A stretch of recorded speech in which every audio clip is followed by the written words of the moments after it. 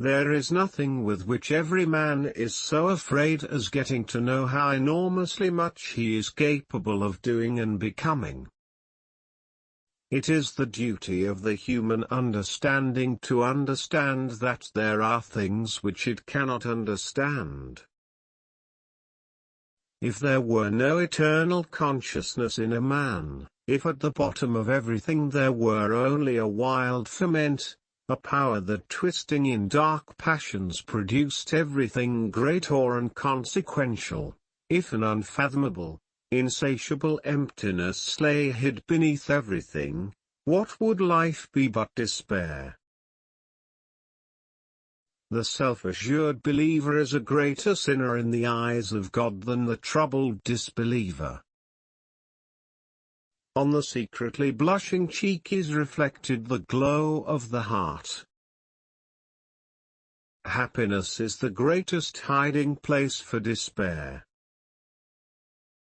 It is very important in life to know when your cue comes. Take away paradox from the thinker and you have a professor.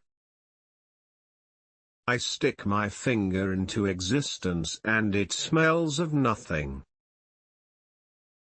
Hope is a passion for the possible. Therefore do not deceive yourself. Of all deceivers fear most yourself. If you want to be loathsome to God, just run with the herd. The task must be made difficult, for only the difficult inspires the noble-hearted. What I really need is to get clear about what I must do, not what I must know, except in so far as knowledge must precede every act. What matters is to find a purpose, to see what it really is that God wills that I shall do. The crucial thing is to find a truth which is truth for me, to find the idea for which I am willing to live and die. The only intelligent tactical response to life's horror is to laugh defiantly at it. What looks like politics, and imagines itself to be political, will one day unmask itself as a religious movement. It belongs to the imperfection of everything human that man can only attain his desire by passing through its opposite.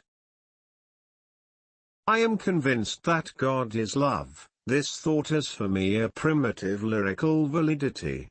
When it is present to me, I am unspeakably blissful. When it is absent, I long for it more vehemently than does the lover for his object.